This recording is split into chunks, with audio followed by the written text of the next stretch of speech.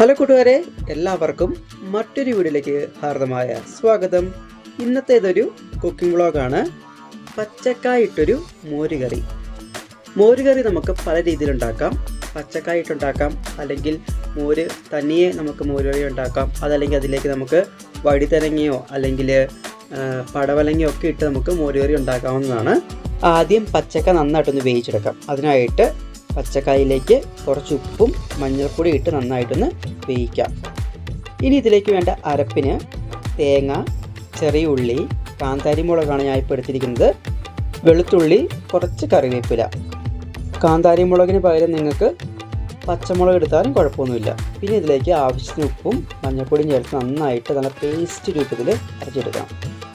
അപ്പോൾ ഇത് നമ്മുടെ പച്ചക്ക നന്നായിട്ട് വെന്ത് കിട്ടിയിട്ടുണ്ട്.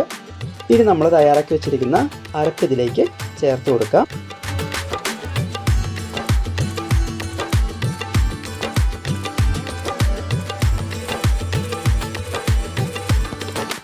അരപ്പൊന്ന് നന്നായിട്ട് തിളച്ച് വരുമ്പോഴത്തേനും അതിലേക്ക് മോര് ചേർത്ത് നന്നായിട്ടൊന്ന് മിക്സ് ചെയ്യുക.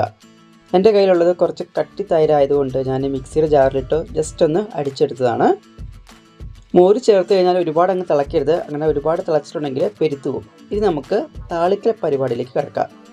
നല്ല വെളിച്ചെണ്ണ ഒഴിക്കുക. അതിലേക്ക് കടുക്, കുറച്ച് മാത്രം ഉലുവ ഇട്ട് പൊട്ടിക്കുക. അതെല്ലാം കൂടെ ഒന്ന് പൊട്ടി വരുമ്പോൾ അതിലേക്ക് പച്ചമുളകും ചെറിയ ഉള്ളിയും കൂടെ ചേർത്ത് നന്നായിട്ടൊന്ന് വഴറ്റിയെടുക്കുക. അത് നമ്മുടെ ഈ മോര് കറിയിലേക്ക് ഒഴിച്ചു കൊടുക്കുക. തീർന്നു. വളരെ പെട്ടെന്ന് തന്നെ തയ്യാറാക്കാവുന്ന ഒന്നാണ് മോര് കറി. മോര് ചേർത്ത് കഴിഞ്ഞ് ഒരു കാരണവശാലും മോര് തിളയ്ക്കാൻ പാടില്ല. അങ്ങനെ തിളച്ചിട്ടുണ്ടെങ്കിൽ നമ്മുടെ മോര് കറി പിരിഞ്ഞു പോവും. പിന്നെ ആ കറി ഒന്നിനും കൊള്ളത്തില്ല. അതുകൊണ്ട് അത് വളരെ ശ്രദ്ധിച്ച് വേണം നമ്മൾ ചെയ്യാനായിട്ട്.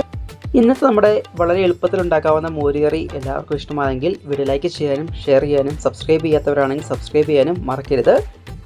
അടുത്ത ദിവസം മറ്റൊരു വീഡിയോയുമായി കാണാം. അതായിരിക്കും എല്ലാ പ്രിയപ്പെട്ടവർക്കും ശുഭദിനം. വീഡിയോ ലൈക്ക് ചെയ്യാൻ മറക്കണ്ട കേട്ടോ.